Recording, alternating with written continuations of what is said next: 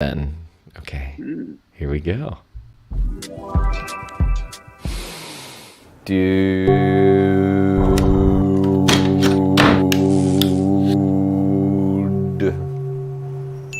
you are getting well.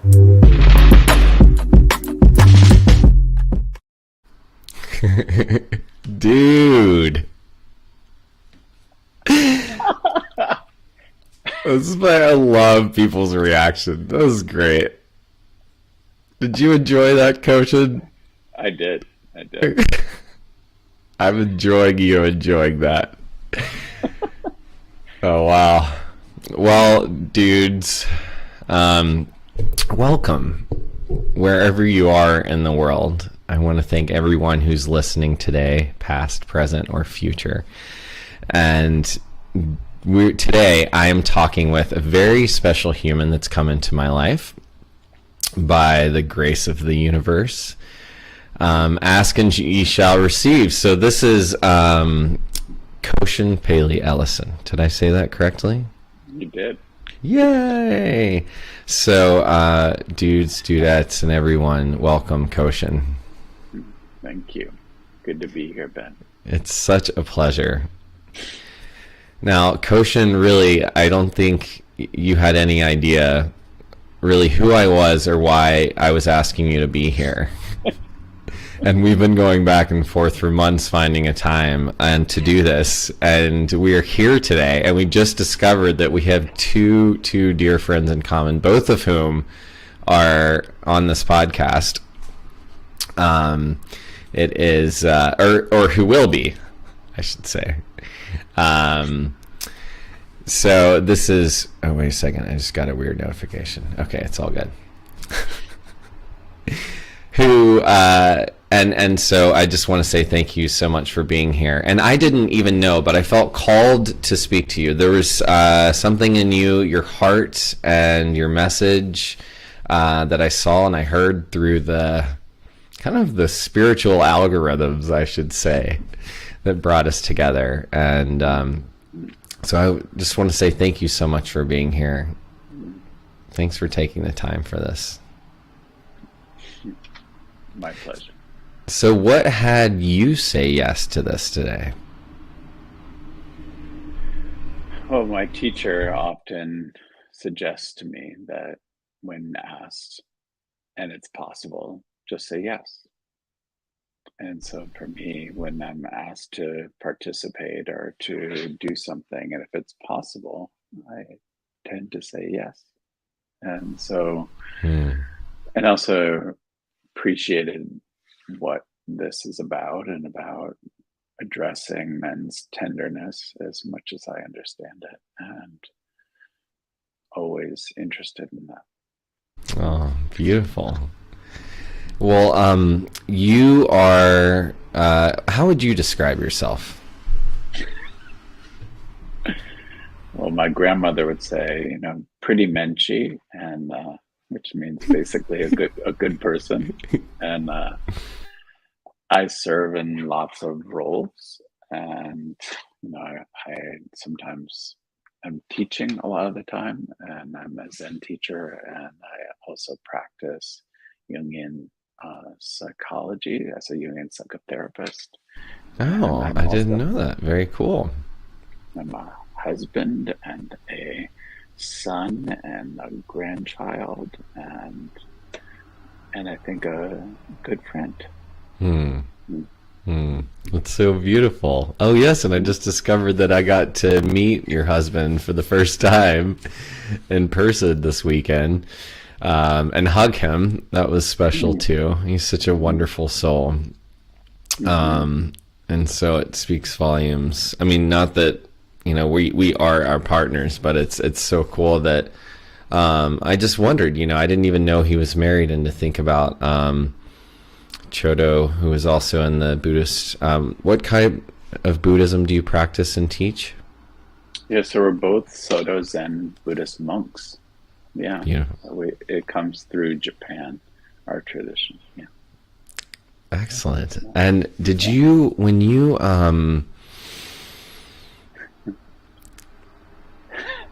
were a little boy, a little person, and you had that thought, when I grow up, I'm going to be, did you say a Soto Zen Buddhist monk? I said all of that except one word. I just said I wanted to grow up, told my mother I wanted to grow up to be a Zen Buddhist monk when I was 8 Really? years old. Yeah. Wow. You're the first person who's answered that question that way. Yeah, That's so cool. I'd gone to spend some time with my grandfather, and he used to love saving these National Geographic magazines, and we used to look through them together. And when I was young, there was like still like lost native tribes, and when people were, I don't actually think that they were lost. They were just living there. Yeah, and we didn't have the internet yet, or like drones to track them down. They were like enjoying everyone not knowing where they are. Yeah, they're just doing their thing. Yeah, but every once in a while they would have these, profiles of a city, and there was a profile of Tokyo, and so just all these different pictures of Tokyo. And I remember turning this one page and seeing this picture of this monk with what's called an Arirogasa hat, which is that large bowl-shaped hat where you can just see the person's mouth. And he had a slight smile, and all the people around him were blurred. And I remember feeling so entranced by his stillness and his ability to be content in the midst of what seemed quite chaotic. And I just remember reading Zen Buddhist monk, and I was like, that's what I want to be. Wow. What a beautiful story. That's so, and such a beautiful awareness as a child that you were drawn to, not to someone like flashing money or having attention, or it was just this stillness and peace. Yeah. And it was also someone who was, not really being noticed by anybody, but just very present. Was there anything about your childhood that had you crave stillness and peace and not wanting attention? Yeah, I grew up in with parents and who are and were at that time, very good people, and with like beautiful values, and yet that there was a big gap between their values and what they were doing and what was happening in the house. And so I grew up also my parents divorced, and so there was a lot of super chaos, and both emotional and sexual and physical violence in the home. And so it was super chaotic and feeling deeply unsafe. And so that image of something still amidst the chaos, and actually also held, because I also did not feel held. And there's something about the image that it still speaks to me about how he seemed held in himself. And to me, that's such an amazing quality, to feel held inside of himself. Wow, that is so beautiful. Thank you for being so honest and so vulnerable with us here and with me. That reminds me, I wonder how many people feel safe in their childhood home. So the more people I speak to, the more I feel like a lot of us didn't feel safe. I had the gift of following my heart into acting school, and it brought me to New York City, and in a small studio on Broadway in Waverly, the third floor, this large man encouraged us in this experimental theater program in a singing class, a voice class, actually. We were embodying voice. He had us rolling around on the ground, and he said, no one is tone deaf. Whoever told you that, obviously you may have taken it on, but it's not true. So I'm going to show you. And we'd find all these ways to unlock sound. And one of the most powerful things happened one day. He asked us to place our hands on each other as we were making sounds.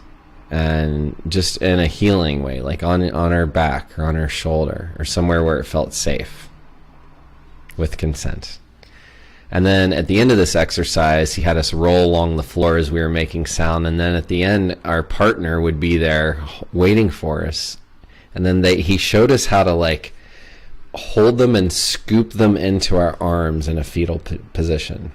And then use our voice to just soothe them. And it was the first time I remember ever feeling held like that. And I was 22 years old, I think. And just all these people weeping all over the room,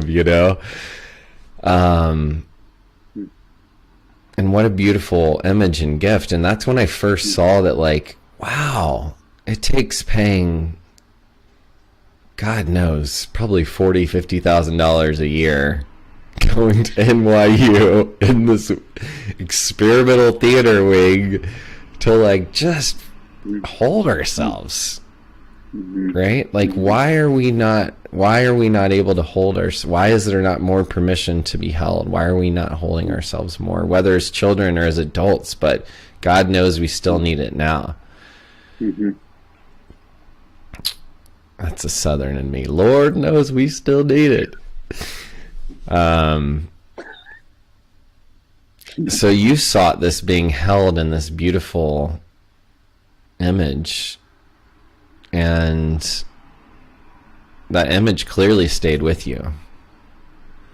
So tell me about the journey from that 8-year-old boy with his grandfather to becoming that Buddhist monk at whatever beautiful age the calendar says you are today. Well, it's been a minute.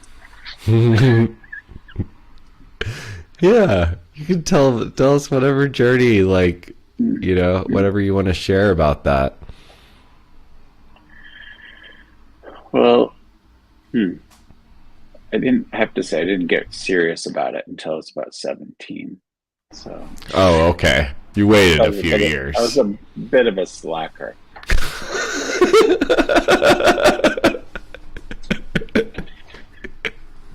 But, these movies came out when I was a kid. One of them was like the first Star Wars before it is what we know it is today. Yeah. And then there was this movie called The Karate Kid, like the original one with Mr. Miyagi. And you're speaking my language. And those movies were so amazing to me because there was like these two whiny young boys, basically, really whiny, like, and they really, it's almost like they were like baby birds, who were not in a nest, and they found these people, Mr. Miyagi and Obi-Wan, who are these teachers. And I never thought about that you could actually have a teacher in this world. Because I found school, as a young person, had lots of experiences with bullying. I was very small. I was, the youngest kid in my grade. And it was very difficult. And so I thought, well, I needed to find a teacher. So what I could do is find a teacher. And so in the local strip mall, I grew up in upstate New York, and I went, and underneath the strip mall in the basement, in this really dank, moldy, pretty gross place, was a karate school. And I thought, well, that sounds good to me. So at about 11, I started going there, and it was a little odd because they didn't really have children's classes. It's like me and all these big people. And but the amazing thing is the teacher, Sensei White was his name. He, had us sit in seiza, which is like, with your legs underneath you, and you're just sitting there on this like kind of makeshift wooden floor, and just sitting there really upright. And it really hurts to sit like that for a long time on a wood floor. And he would just say this thing over and over. He would be slowly circling us and saying, you'll never be still. You'll never be free until you're still with your pain. Never be free until you're still with your pain. And I felt like, whoa, like I'm learning like a superpower here. This is like superhero training, and it felt so badass, and it was so hard, and we'd be sitting there sweating and sweating because it was so painful, but like learning how, because I really wanted to feel free. And all around me, I also felt like, my parents and my siblings, they were all good people, but some of them were doing or allowing really terrible things to happen. And I felt somehow, without even like really probably knowing, but like I felt like somehow freedom had to do with that gap, that there would be no gap between what you're doing and what you believe and what you value. And so I got really interested in that stillness and that attention and that focus. Wow. So it was like for me, it was like a super beginning. Yeah. And how old were you in that? Sorry, go ahead. 11-ish. In that karate class with Sensei White? Nice. 11, 12-ish. Yeah, that's a great quote. That's beautiful. Yeah, it was amazing. And, so then it wasn't until later on, I was like really interested in these writers who are now called the beat writers at that time, like Jack Kerouac and Allen Ginsberg. And I was reading everything that they would reference. I got really interested in Zen Buddhism at that time. And I also learned that this guy, Allen Ginsberg, was alive and teaching in Boulder, Colorado at some Buddhist university called Naropa. At that time, it was called Naropa Institute. And so I headed out there. Oh, that's where Naropa is. I remember hearing about that. Yeah. Yeah, it was so cool. And so I went out there for summer and then a series of them. But in the first day, I remember getting off out of the car and right in front of Naropa, in front of the main building, and down the street, like was smoking a cigarette, was this guy, John Didaluri, who looked like, it was the first person I had really seen who in the world who looked like that monk from that photo. And it was like this Italian cool guy smoking a cigarette. And he became my first teacher. And that's when I was about 17. And so then Was that in Boulder, Colorado? Totally. Yeah. So you moved to Boulder when you were 17? Well, I went for a summer. Oh, okay, got you. Yeah. And then what happened after? Were you in high school then? No, I'd graduated high school when I was 17. Okay. So I was young. And yeah, and so many things happened, but I guess, what happened then was I started getting really interested in Zen practice and really interested in what that meant and learning the forms of the practice and going on what is called sesshin, which is the word itself means the heart and mind touching itself. And it's these long periods of silent meditation in community.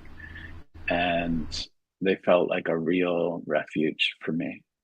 And during that same time, I was going on like all these men's movement retreats with Robert Bly and James Hillman and Michael Mead and these guys Oh, who were, wow. Yeah. and again, I was like the kid in these places. Like most of the people are like middle-aged men, you know, and I really felt like James Hillman and Robert Bly in particular, like really took me under their wing and cared for me in some really important ways. And so it was also like really looking at what does it mean to be a man in this world? And I was trying to figure out who I was, and to have these kind of eccentric, fantastic, smart, loving men as mentors was life-giving, you know. And to also my teacher, Don Didalori at that time, and also these two guys, it just felt like an incredible gift to have strong, eccentric, funky people who are really looking at the range of what it means to be a man in this world, and how to open a tenderness and a creativity and an exuberance, you could say. Wow. Yeah. It sounds really, really delicious. It's great. And how beautiful that these people took you under their wings. And so you were still in Colorado at this time? No, I was going to school here in New York, and yeah, and then I had lots of adventures. I lived in Spain, I lived in Israel, lived in England, and doing a lot of different things, but just kind of keep exploring what is it. Yeah, just exploring the world and trying to explore who I was. And at the same time, I just kept coming back to this kind of steadiness of practice being what's most meaningful. You know, I had so many wild experiences and interesting experiences, but it was always like those moments in what is called zazen, which is seated meditation, that actually felt where a million things became possible. And all the other activities felt really fun and wild and amazing, but it didn't feel like it actually nurtured that freedom that Sensei White would talk about. And so over the years, I feel like that has always been the touchstone of what's most important. And actually, when can't remember, yeah, it was when I came back from Israel, living in Israel, that I started saying like, oh, I'm gonna just go around the country and meeting people who I think are really interesting. So we like call up random people that I found really interesting, and like singers, songwriters, and activists, and Tom Robbins and Ken Kesey and all of these different people, Patti Smith, and like all of these different folks, and just connecting with them about and asking them like tons of questions about what does it mean to them to be free, and how are they as creative people, you know. And I also felt like each of them was completely themselves. So I was always really interested in people who are comfortable, kind of going back to that monk, like just really in themselves, and really thinking about how comfortable they are in their own skin as, to me, the great model for it. And it didn't matter so much what you were doing, but how you were, more than anything. And I felt like that was always the most important thing, because I met writers and singer-songwriters and political activists and politicians and all kinds of people. And it was always the quality of ease in their bodies that was, to me, the most exciting thing and the most connecting. So how did you pursue this ease in your life, and how did that lead you to becoming a Buddhist monk? And what was the process of becoming a monk? It's a great question. Still figuring it out. You don't have all the answers yet?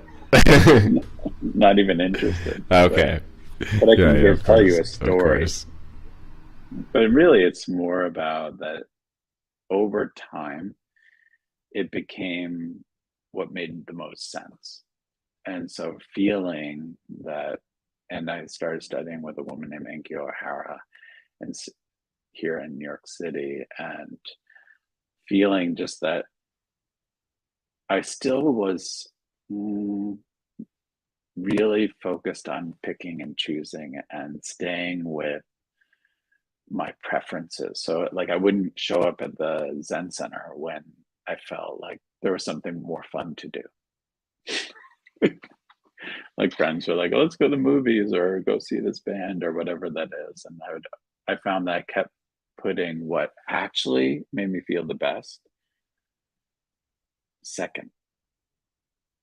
And Mm. so I made a vow when I was, see, I told you I was a late bloomer. So when I was 23, I made a vow for 10 years, I would do every retreat and just show up every time the place was open and just see what happens. And like, not like take away choice and preference and just see what happens. Because actually, in the Zen school, what is really often, there's a teaching that often you will see in the old stories about saying, like, evaluate after 30 years and then see how it's going, you know, and because our conditioning and our habits are so ingrained that it takes a good amount of time to actually develop a continuous practice to allow something fresh.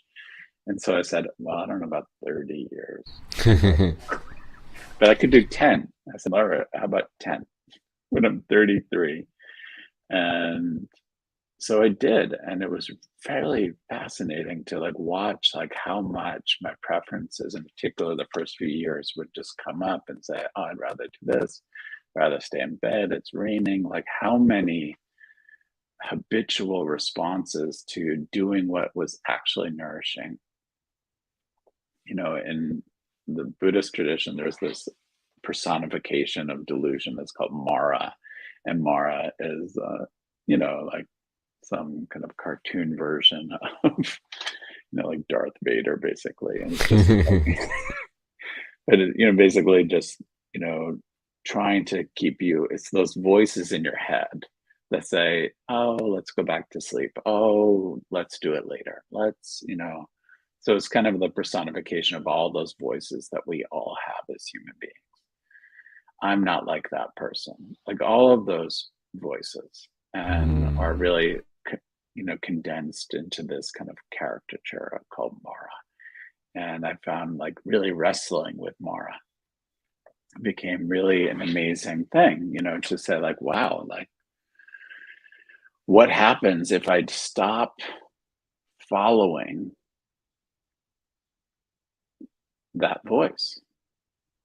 And what if I'm not seduced into it? Or if you think about, you know, Homer and writing about in the Odyssey, where he talks about, you know, the land of the lotus eaters, where the people are like, oh, this feels so good. And they're just like into what feels good. And they're kind of trapped in this world of pleasure seeking.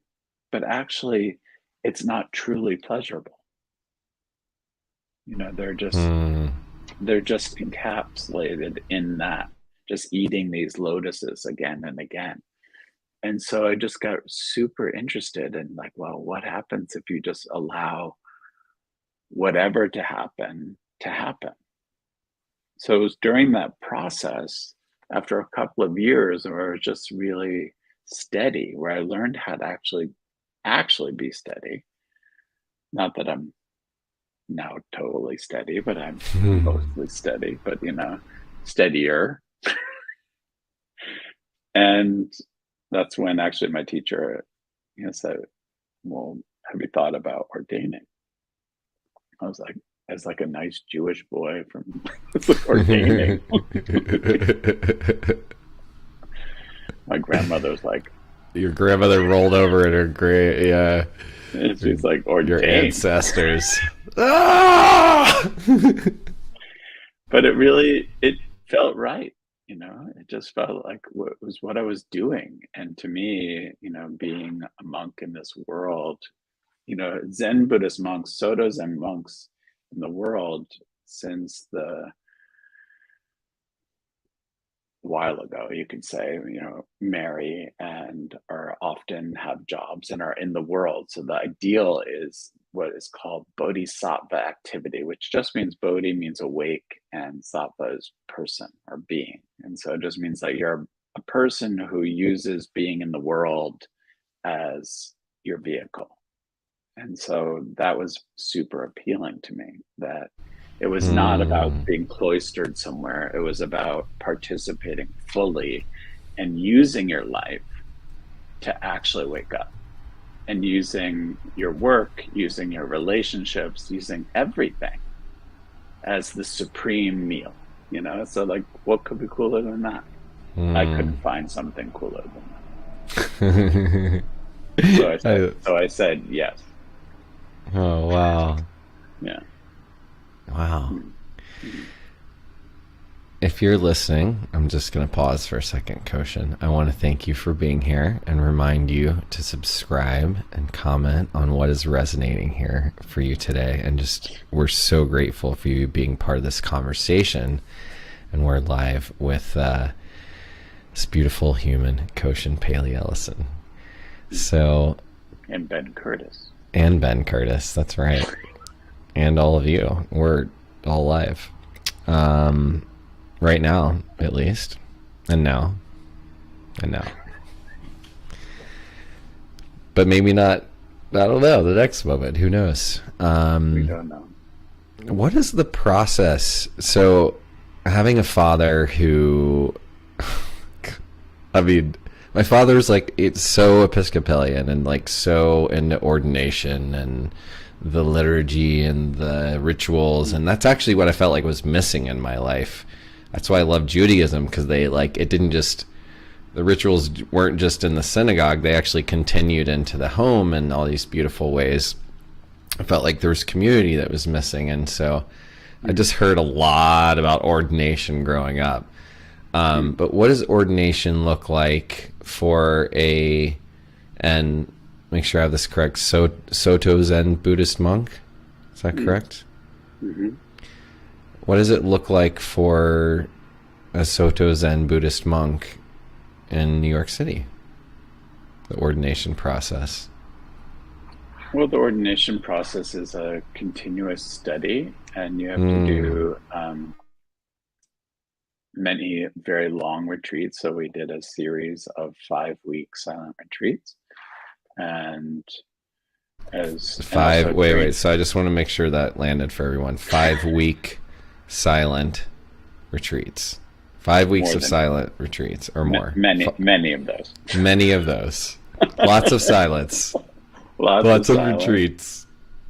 Lots Yes. of retreats where you're also learning, some of the ritual and how to hold ceremony and how to hold ritual. Hmm. And so that it becomes super ordinary, so that you could be anywhere and be of service, so that you could be on a street corner and know how to serve someone and hold space in a ceremonious way. Hmm.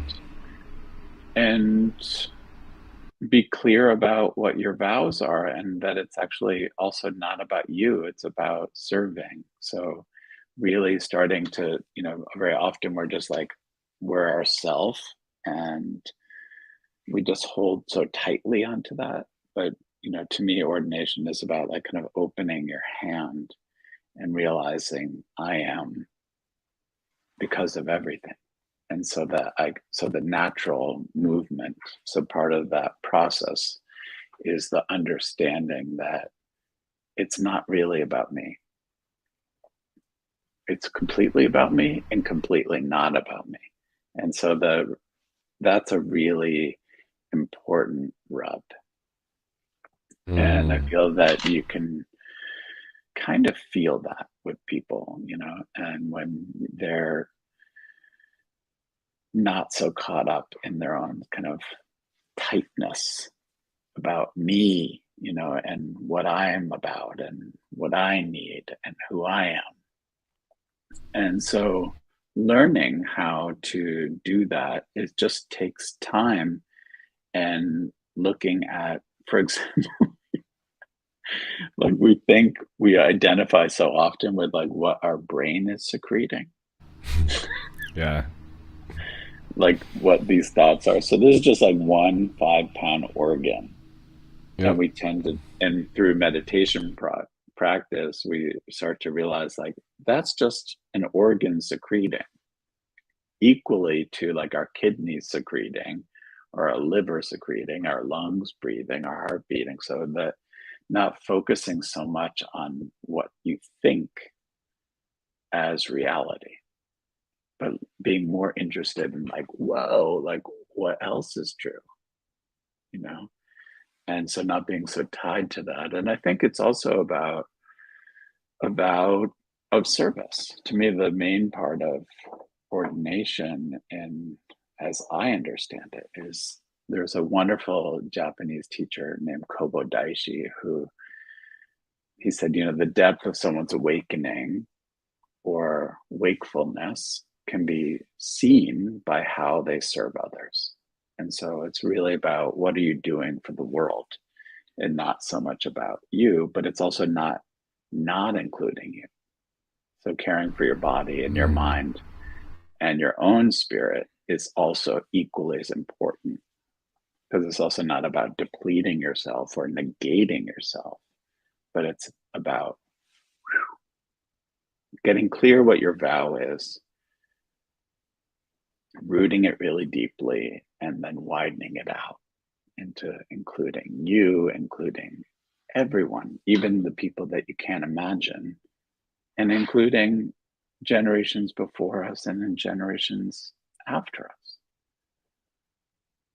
I find actually when those moments where I can remember that, it's deeply relaxing to actually just be part of this river of life that came way before us and will continue long after us. And so that I can do my part the best that I can and participate as fully as I can, so that I can actually be more with you and be more in my life, which is, of course, our life. That's so beautiful, Koshin. There's so many wonderful things there you said.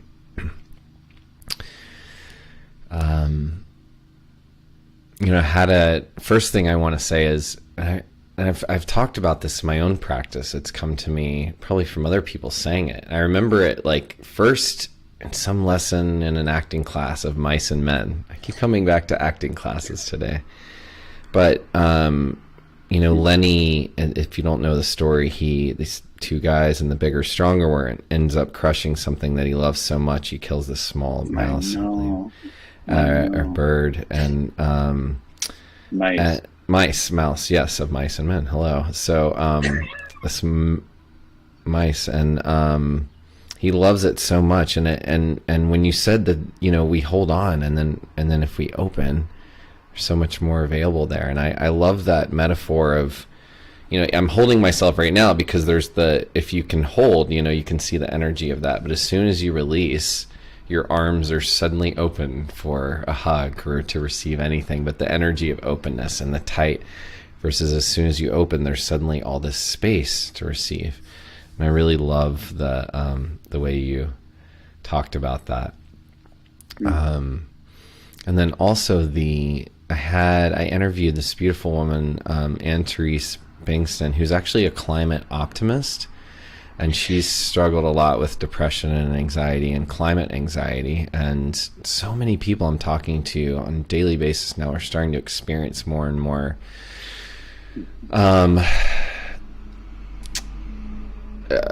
confusion and unsettledness and discomfort and like not okayness with what's going on in the world, and their nervous systems are also reacting to that a lot. And Mhm. so this idea that we could just let go a little bit and be part of the flow of life,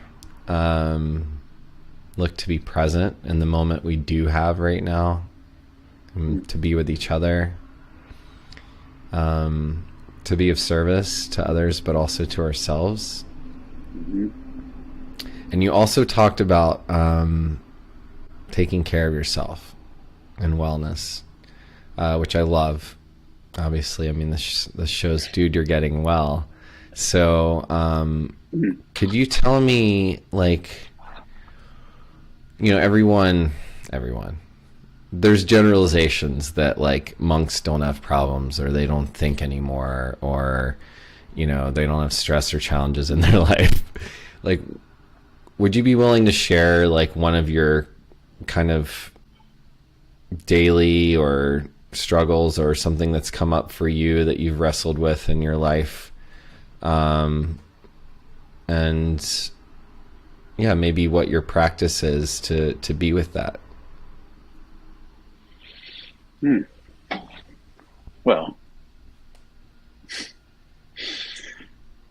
And this could be I, past or I, present.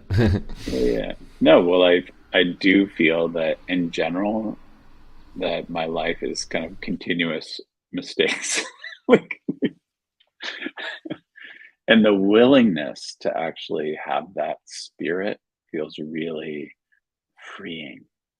Just to realize it's always about falling down and getting up, falling down and getting up. There's a expression in Japanese, fall down 7 times, get up 8 times. It's just like, that's life, And actually, a friend of mine, one of my oldest, dearest friends, we're actually in a frat together, and at one point he went to this amazing Aikido school, and he's a martial artist teacher, and he went there and he's like, oh my god, I'm gonna study for a year at the most amazing Aikido school in Tokyo. And for the first 6 months or so, they threw you down on the ground, and literally, like, almost everyone in the program and who were there for a year to train, like, had, you know lots of bones were broken. And because I felt like you have to be fearless about falling, because the reality is, like, you're always going to fall, you're going to always get thrown. And until you learn that in your body, and just accept that you're going to fall, and that that's possible, then you won't fall so hard. And so, that is to say, that's an easy thing to say. That's an easy thing to say, but for many years of my life, I carried around this identity as a victim, and really playing out this story as a victim of. And actually, I did experience a lot of terrible things. I experienced, like, crazy anti-Semitic violence. I experienced homophobic, like, bullying and violence. I experienced sexual abuse and verbal abuse and physical abuse. Like, I've had, objectively, some rough experiences. But what I found even rougher was actually how I had encased myself, to survive and to feel okay enough to, like, say I'm a victim, and I was so tight, even though, like, outwardly it may not have seemed so. So, but it was like this inside identity. And so I wouldn't really allow people to get very close. And so for me, that was probably the most painful, was to keep myself so isolated. And I did that for such a long time. And it slowly has wore away as I began to open myself to relationships that were actually nurturing. and really learning how important it is to create a circle of support.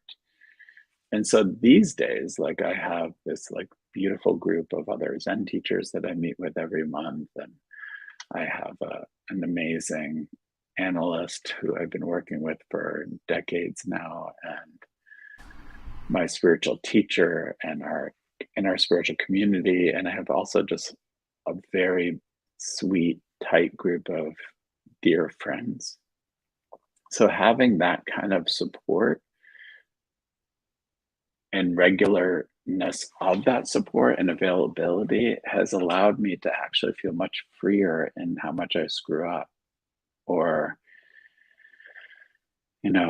it doesn't feel like such an ordeal like it used to. Like I used to would get into the sense of shame about things because I felt shame because I felt afraid for myself. So I would go quickly into shame and like, hiding because I was afraid of, it's not even logical that I felt actually that equaled danger. So if I was vulnerable at a certain point in my life, it was dangerous. Yeah. Period.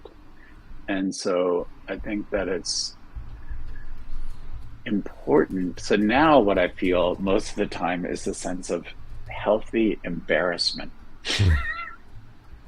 Because I feel like I still screw up all the time. Every day, like there's moments of inattention or whatever that is. And I just feel like, what are you going to do? Like but what I can do is take responsibility and say, yes, I did that. And for it not to be such a big, and I feel like it used to be such a big deal because I would just immediately go to this fear of danger without even realizing that's what I was doing. I would go like right into the catastrophe as opposed to just realizing, oh yeah, I can also just be here, and that's actually not what's happening right now. And the other thing I would say is, we run a thing called the New York Zen Center for Contemplative Care, and here we also have this training for physicians and a year-long contemplative medicine fellowship. And what we do is actually move them through our shared experience of suffering, our shared experience of how we create more suffering, our shared experience about how we start to shift out of that, and also then really exploring path, right? And how we can, and we do that through really looking at our habits in ourselves, our habits in our interpersonal relationships, and our habits in our work. And so to me, it's about like learning how to explore one life. And I feel like that is both the medicine from the historical Buddha, but it's also my own personal experience of moving through that process of realizing that attunement to one life and one possibility of like, this is it. Or there's this other beautiful expression in Japanese goes, ichigo ichie, one moment, one chance. So like, if I feel tight and like scared, I can say, this is my chance to do this differently. And how do I feel this and go like this in the moment? And I find it's actually very fun. I love that. Wow. Gosh. Could it, I love that you could bring fun to it. Like, can we bring fun to the discovery of when we're tight, and that you're willing, and thank you for sharing, that when you were vulnerable and many times in your life you were not safe, and that all the abuse and violence you've experienced, and that you can perceive now that you go back to those moments of danger, but that you are safe. And so you can look at where you're tight and practice opening, and that, and humbling yourself to that experience over and over, like the awareness of, oh, I'm tight again, I don't feel safe, and then coming back in and opening up. And I think I have a feeling a lot of people are going to resonate with that. I notice so many of us, especially men, once I really get cracking under there. I think it's for everyone, you know, all these defense mechanisms, and we blame people in our relationships and the reactions. And the more I look at it, the more it's my perception that so many of us just don't feel safe, or don't feel seen and safe, or seen and safe and held. And that we can actually, if we practice being aware of it and talking about it, then maybe we can actually start asking to be like held, or just to be seen or heard. And so I really got that from what you shared, and the beautiful reminder for that. Well, thank you. And maybe we can all practice, you know, opening a little bit today. I have a few final questions. We're about out of time. Do you have a couple more minutes? Okay, great. I have a few final questions that I ask all my guests. So you've kind of touched on it, but the first one is, what is your daily practice for self-care? First of all, I have like a little campaign against self-care. Cool. Well, tell me about it then. I feel like it's another way that we actually isolate ourselves. And so I spend a lot of time teaching and across the country and in Japan, and like that people are always telling me how bad they are at their self-care. I'm so bad at it. I'm so bad at it. I'm so bad at it. Because I think that it's the self part of it is like that. I have to do it. It's up to me. But it's so different when we think about, at least how I think about care is like, oh yeah, it's giving and receiving equally. So how am I nourishing myself so that I can be with you in a nourishing way? Yes, So that's how I'd like to ask the question. How do you nourish yourself on a daily basis so that you can be with others in a nourishing way? Yeah, I mean, to me, it's very exciting. And so I have a very specific morning. So like, I wake up very early, and What I time? usually 5:30. Sometimes I slum it and get up at 6. And but then I exercise for about an hour and getting my body moving, and which is so much fun.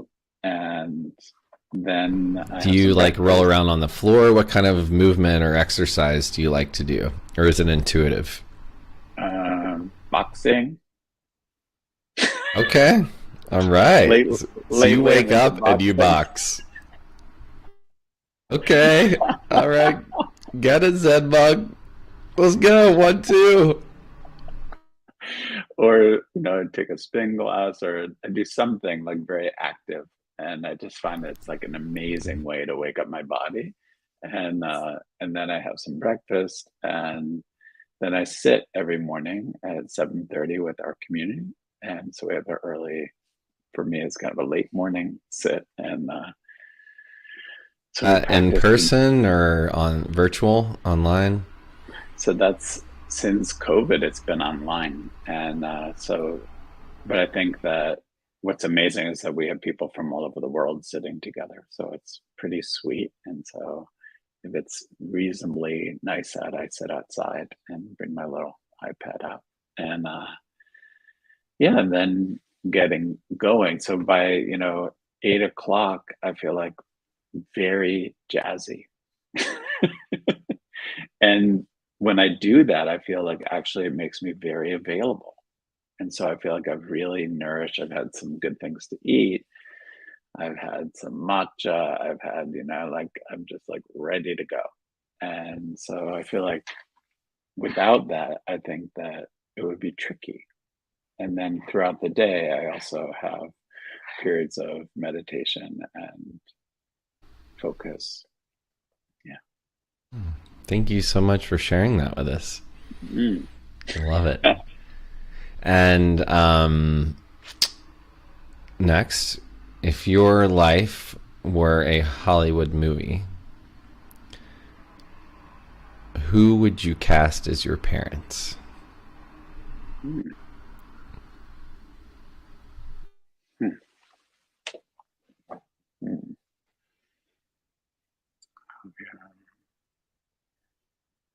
Maybe Javier and Penelope. Nice. And what would be the title of this movie? I don't know, but it'd be directed by Almodovar. Amazing. Uh, I love it. I'll go see that one. One continuous mistake. Beautiful. Which is actually also, a teaching from Zen, but I just feel like feels so true. I love it. And that's also, to me, it's also a very joyful type. Oh, that's so beautiful. Just let it out. And what about if your husband named the movie? What would he title it?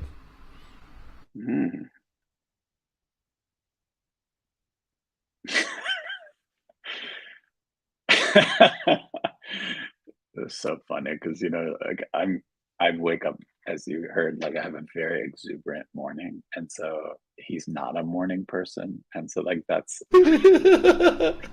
so like we walked to our Zen center this morning together, and I'm like, look at the trees, look at that flower, like I'm just like in exuberant mode, just like feeling so connected and saying hello to people and chatting. And he's just like, and until about 12 o'clock. And so it's something about exuberance, I think he would say. Yeah. And it was also, it's something that he drives him crazy, and he like deeply appreciates it. Yeah, he must, if he's married to you. That's beautiful. My wife calls me Mr. Rogers because I say hello to everybody. Even if we're in like a bad mood or an argument, I still am like, oh, hi. That's me too. Yeah, that's great. And lastly, if you could give the world one gift, what would it be? Well, it's a gift that was given to me by a woman named Rose Tisnado. And when she was dying, and Chodo and I took care of her, and she said, just promise me not that you won't hold back in this life. That we just have this one precious life, and don't hold back. Don't wait. And if we were all not holding back, and and the world has received your gift, what do you see us all doing? Caring.